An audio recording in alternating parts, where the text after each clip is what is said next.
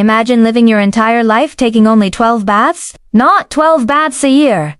12 baths total. That was reality for most people in medieval Europe. While you probably showered this morning without even thinking about it, our ancestors went months, sometimes entire seasons, without touching water for cleaning purposes. The smell alone would knock you unconscious. But here is the shocking part. This was UNT because they were lazy, or did UNT care about cleanliness? They actually believed bathing could kill them. Picture this.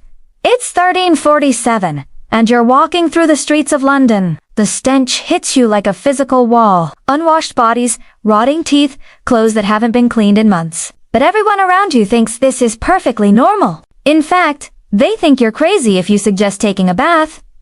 The church taught that washing your body was a sin. Doctors warned that hot water would open your pores and let deadly diseases crawl inside.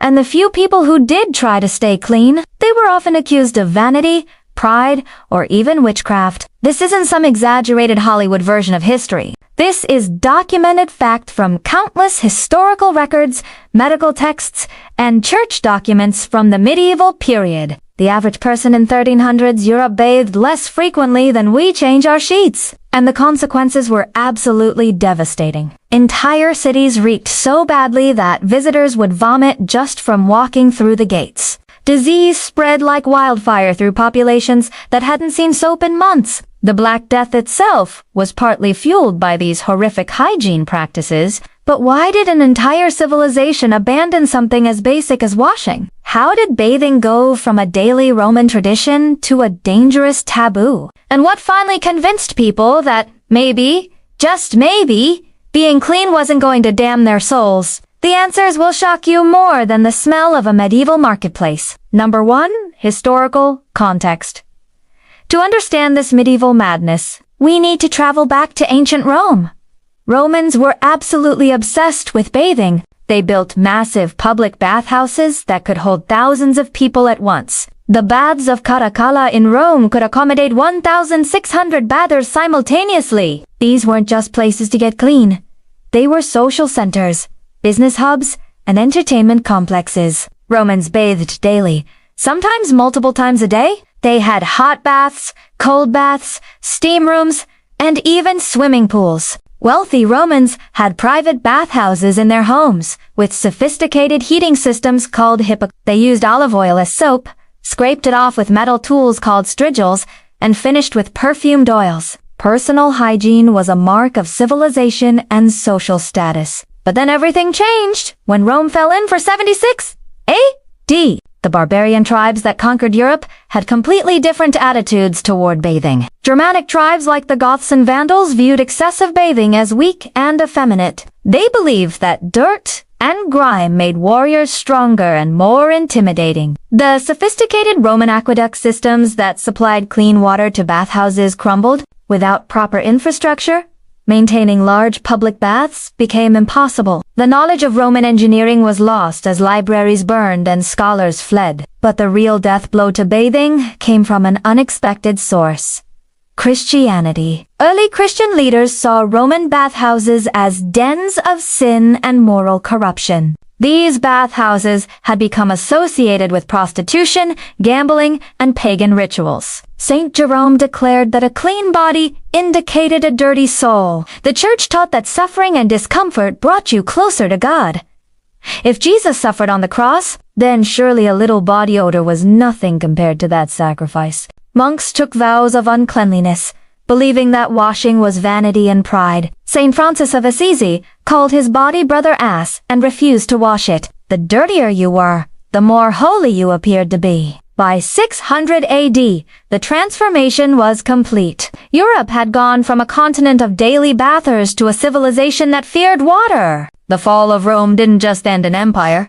It ended an entire way of life, and the consequences would haunt Europe for the next 1,000 years. Number 2, religious reasons. The Church's war against bathing wasn't just a suggestion.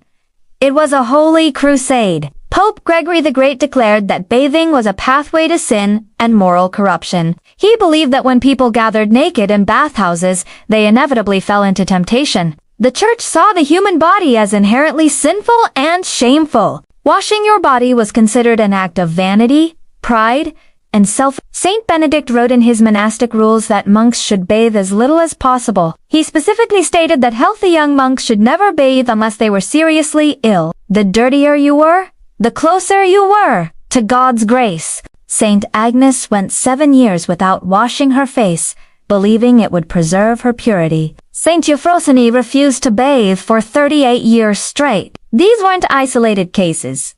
They were held up as shining examples of Christian virtue. The church taught that Jesus himself was born in a dirty stable and died covered in blood and sweat. If the Son of God could endure filth, then surely his followers should embrace it too. Cleanliness was associated with pagan Roman culture, which Christians were desperately trying to distance themselves from. Bathhouses had become synonymous with prostitution, homosexuality, and other behaviors the church condemned. By rejecting bathing, Christians were rejecting everything Rome represented. The concept of mortification of the flesh became central to Christian practice. This meant deliberately causing discomfort to your physical body to purify your soul. Monks wore hair shirts, slept on stone floors, and yes, refused to bathe. Saint Simeon Stylites lived on top of a pillar for 37 years without ever coming down to wash. His followers collected the worms that fell from his rotting flesh as holy relics. The church actively preached that suffering in this life would be rewarded in the next. Every moment of physical discomfort brought you closer to salvation. Bathing was seen as seeking earthly pleasure,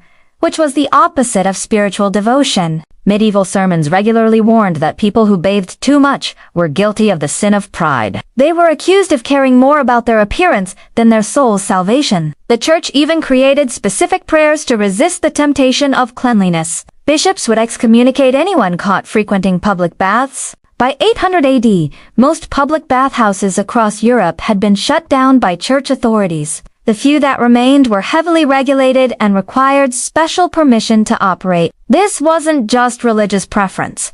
It was systematic religious persecution of basic hygiene. The church had successfully convinced an entire continent that God wanted them dirty. Number 3. Medical reasons. Medieval doctors didn't just discourage bathing.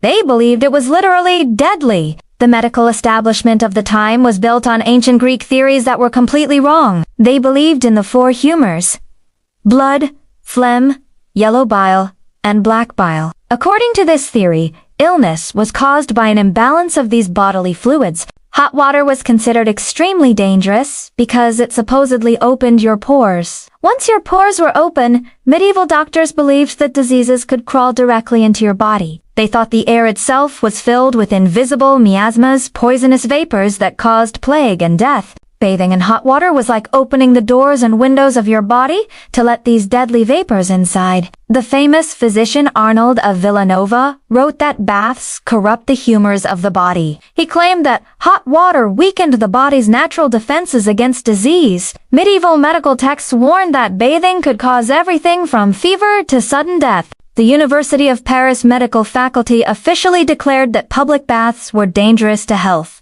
They believed that when you sweated in a hot bath, you were literally losing your life force. Doctors taught that each person was born with a finite amount of vital heat. Every time you bathed in hot water, you were using up this precious resource. Too much bathing would supposedly drain your vital heat completely, leading to premature death. They also believed that water could carry diseases directly through the skin. During plague outbreaks, doctors specifically banned bathing because they thought it made people more susceptible to infection. The Black Death reinforced these fears when millions died despite some people maintaining Roman bathing traditions. Medieval physicians couldn't understand that poor sanitation was actually causing disease, not preventing it. They saw correlation but completely misunderstood causation. When people who bathed still got sick, doctors concluded that bathing must be making them vulnerable. The medical advice was clear. Stay dirty, stay alive. Physicians recommended that people should only wash their hands and face, and only with cold water. Even this limited washing should be done sparingly and never during times of epidemic. The famous medical text, Regimen Sanitatis Salinitnum, specifically warned against frequent bathing. It stated that baths should only be taken when absolutely necessary for medical treatment. Medieval surgery manuals actually recommended that surgeons should not wash their hands before operations. They believed that clean hands were more likely to introduce foreign substances into wounds. The dirtier your hands, the more seasoned and experienced they were considered to be. Blood and pus on surgical instruments were seen as signs of a successful practice. This medical advice wasn't just wrong. It was catastrophically deadly, but medieval people trusted their doctors completely, just as we trust ours today. The difference was that medieval medical science was based on superstition rather than evidence. For over 800 years, European medicine actively promoted practices that killed millions of people. Number 4. Practical reasons. Beyond religious and medical fear, the practical reality of medieval life made bathing nearly impossible for most people. Getting clean water was an enormous challenge that modern people can barely comprehend. Most medieval towns had no running water, no sewage systems, and no water treatment facilities. People got their water from wells, rivers, or streams that were often contaminated with human and animal waste. The same river that provided drinking water also served as the town's toilet and garbage dump. Heating large amounts of water required massive quantities of wood or charcoal, which were expensive and scarce. A single hot bath could cost a peasant family an entire week's wages. Most people simply couldn't afford to heat enough water for a full body wash. The process of preparing a bath was incredibly labor-intensive and time-consuming. You had to collect water from a distant source, carry it home in heavy bucket, build a fire, heat the water, and find a suitable container. This could take an entire day of hard work just for one bath. Medieval homes were tiny,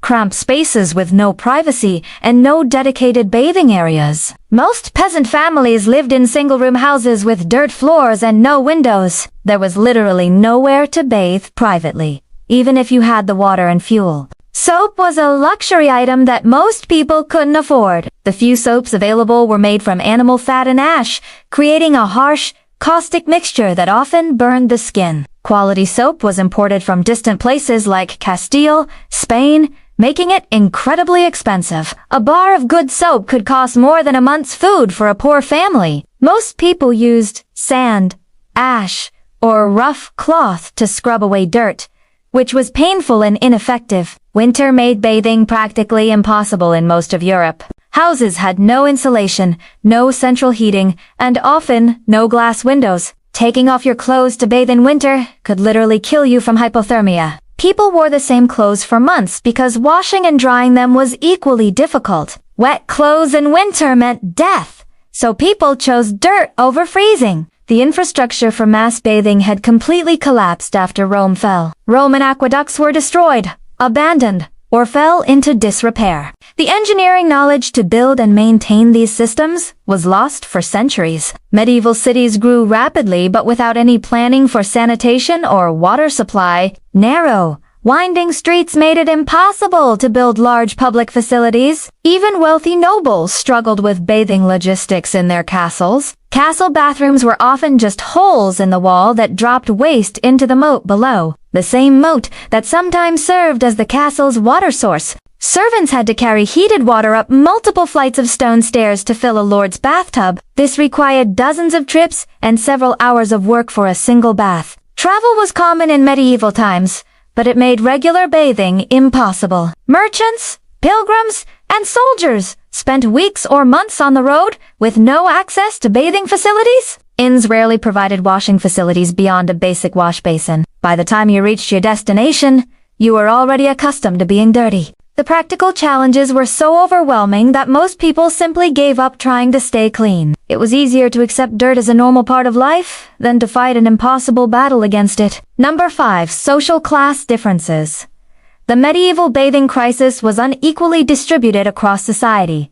Your social class determined just how filthy you had to be. Peasants and serfs lived in absolute squalor that would horrify modern people. They worked in fields covered with animal manure, slept with livestock, and had zero access to clean water. A typical peasant family shared their single-room hovel with pigs, chickens, and goats. The animals provided warmth in winter, but they also provided fleas, lice, and an overwhelming stench. Peasants wore the same clothes until they literally rotted off their bodies. Their garments were made of rough wool or linen that became stiff with accumulated dirt, sweat, and grease. When clothes finally fell apart, they were patched with whatever scraps were available. Most peasants owned only one set of clothing for their entire lives. They slept in the same clothes they worked in, ate in, and eventually died in. Personal hygiene was limited to occasionally splashing cold water on their faces. Even this was considered a luxury during winter months when water sources froze solid. Peasant children grew up never seeing their parents clean, so they had no concept of what cleanliness even looked like. The nobility lived in slightly better conditions, but slightly better is a relative term. Even kings and queens bathed only a few times per year, usually for special occasions like weddings or coronations. Queen Isabella of Castile famously boasted that she had only bathed twice in her entire life, once when she was born, and once before her wedding day. This was considered admirable restraint and proof of her moral character. Noble clothing was made of finer materials like silk and velvet, but it was equally filthy. Rich fabrics were incredibly expensive and couldn't be washed without destroying them. Instead, nobles tried to mask odors with heavy perfumes and spices. They carried pomanders, small balls filled with aromatic herbs, to hold under their noses. The stronger the perfume, the wealthier you appeared to be. Medieval courts reeked of a nauseating mixture of unwashed bodies, rotting food, and overpowering fragrances. Nobles changed their undergarments more frequently than peasants, but more frequently meant maybe once a month. They believed that clean linen next to the skin could absorb some of the body's impurities. This was the closest thing to bathing that most nobles practiced regularly. Castle life presented unique hygiene challenges that even wealth couldn't solve. Stone walls were constantly damp and moldy, creating perfect breeding grounds for disease. Rushes on the floor were changed infrequently and became repositories for food scraps, urine, and vomit. The smell in medieval castles was so overwhelming that visitors often fainted upon entering. Even the wealthiest nobles had to deal with primitive toilet facilities. Castle latrines were simply holes that dropped waste into the moat or courtyard below. The same courtyards where people walked, children played, and food was prepared. Wealthy merchants occupied a middle ground between peasants and nobility. They could afford soap and occasional baths,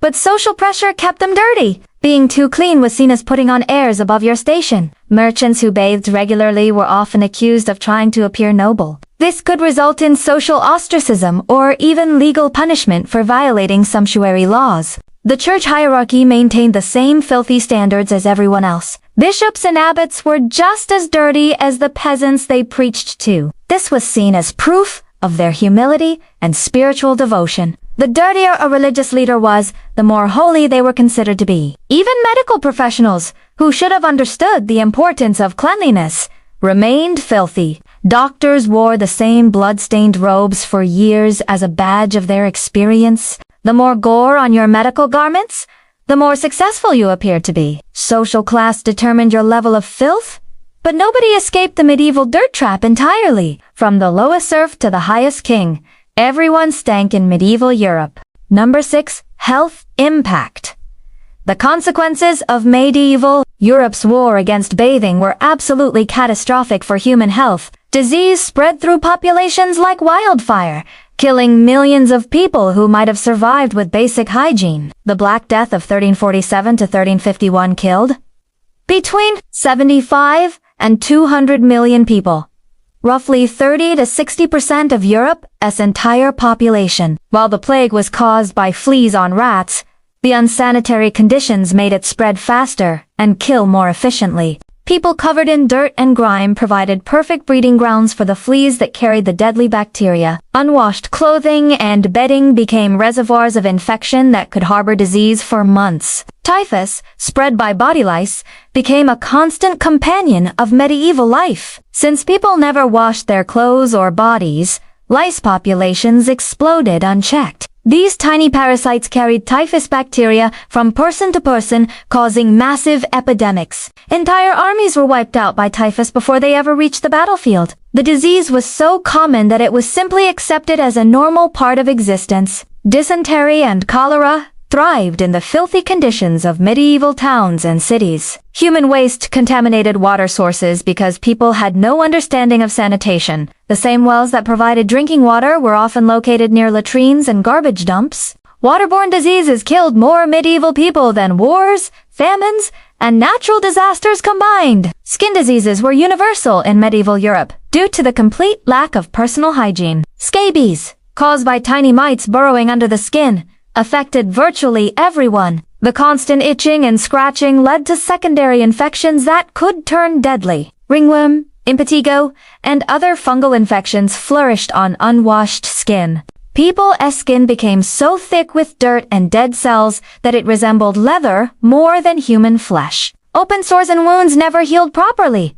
because they were constantly exposed to filth. Dental hygiene was non-existent, leading to universal tooth decay and gum disease. Most adults had lost half their teeth by age 30 due to rot and infection. Dental abscesses were common and often fatal when the infection spread to the brain. The constant pain from rotting teeth was simply accepted as a normal part of adult life. Respiratory diseases were rampant due to the toxic air quality in medieval homes. People burned wood, charcoal, and even animal dung for heat, filling their homes with deadly smoke. Without proper ventilation, families slowly poisoned themselves with carbon monoxide and other toxic gases. Lung diseases like tuberculosis spread easily in the cramped, unventilated living spaces. Eye infections were extremely common because people constantly rubbed their dirty hands on their faces. Blindness from untreated infections was so normal that every village had multiple blind residents. Parasitic worms thrived in the unsanitary conditions of medieval life. Intestinal worms were found in virtually every person who died during this period. These parasites caused malnutrition, anemia, and digestive problems that weakened people's immune systems. Weakened populations were then more susceptible to every other disease that came along. Childbirth became even more dangerous due to the complete lack of sanitary practices. Midwives delivered babies with hands that hadn't been washed in months. Maternal and infant mortality rates were astronomical compared to earlier Roman periods. Women who survived childbirth often died from infections caused by unsanitary conditions. The average life expectancy in medieval Europe dropped to around 30 years. This wasn't just due to high infant mortality. Adults were dying young from preventable diseases. People who might have lived to 70 in Roman times were dead by 35 in medieval Europe. The rejection of bathing literally shortened human lifespans by decades. Mental health also suffered as people lived in constant discomfort from itching, pain, and illness. The psychological toll of living in such filthy conditions contributed to the period's reputation as the Dark Ages. Medieval Europe had created a perfect storm of disease, death, and human suffering, all because they were afraid that taking a bath might damn their souls. Closing. So the next time you complain about taking a shower, remember the people of medieval Europe. They lived for centuries believing that cleanliness was literally a pathway to hell. Religious leaders convinced millions of people that God wanted them to stink. Doctors taught that washing your body would kill you faster than any disease. And practical reality made bathing nearly impossible even for those brave enough to try. The result was one of the most unhygienic periods in human history. Entire civilizations reeked so badly that the smell could be detected from miles away. Disease ran rampant through populations that hadn't seen soap in generations. Millions died from infections that could have been prevented with basic hand wash. But here is the most important lesson from this medieval nightmare.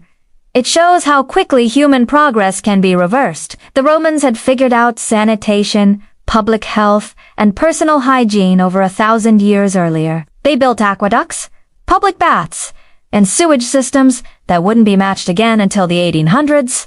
But when their civilization fell, all that knowledge disappeared almost overnight. It took Europe nearly 1,000 years to rediscover what the Romans already knew. The Renaissance finally began to change attitudes toward bathing in the 1400s and 1500s. Wealthy merchants returning from trade with the Middle East brought back soap and bathing customs. The printing press spread new medical knowledge that challenged medieval superstitions. But even then, change was incredibly slow. Many European cities didn't have proper sewage systems until the 1800s. Regular bathing didn't become common among all social classes until the early 1900s. Some rural areas of Europe maintained medieval hygiene practices well into the 20th century. Today, we take clean water, soap, and daily showers completely for granted. We assume that progress always moves forward. That knowledge once gained can never be lost. But medieval Europe proves that's not true. An entire continent forgot how to stay clean for nearly a millennium. They chose superstition over science, fear over facts, and tradition over truth. The consequences killed more people than all the wars of the medieval period combined. This story isn't just about bathing. It's about the fragility of human knowledge and progress. It's about how quickly civilization can slide backward when people stop questioning authority. It's about the deadly consequences of choosing belief over evidence. Medieval Europeans were stupid or primitive. They were intelligent people who made logical decisions based on the information they trusted. But they trusted the wrong sources, and millions paid the price with their lives. So the next time someone tells you that science doesn't matter, or that traditional wisdom is always right, remember medieval Europe? Remember the people who died because they were afraid to take a bath? Remember that progress isn't inevitable, and knowledge isn't permanent. And maybe, just maybe, appreciate that hot shower a little bit more. Because for most of human history, being clean was considered a sin, and we're incredibly lucky to live in a time when it's not.